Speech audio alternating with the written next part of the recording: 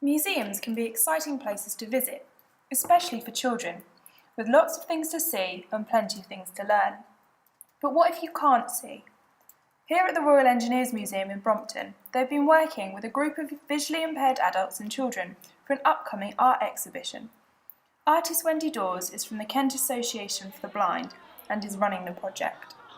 What we want to do is raise awareness of people with sight impairments and what it's like to have a sight impairment. So if you're going around a museum or a gallery and you can't see it very well, what is there for you? We've been exploring the museum in creating artworks responding to the museum's collection. So we're using this foil board which you can emboss onto, which is really tactile, and we use that quite a lot. And there's one young man here who has no eyesight at all, so it's a really good medium to use with him.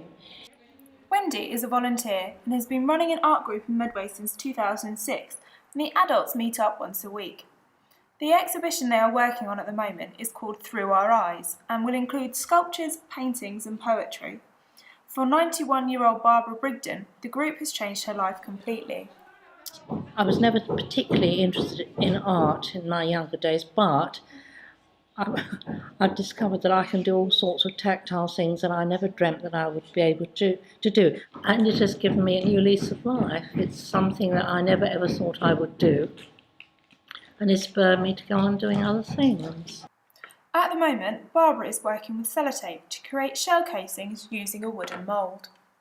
The museum already has some things in place for people with visual impairments, such as brass rubbings and dressing up activities. Today, the children even had the chance to be curators when Rebecca Gazy took them on a touch tour of the Military Museum.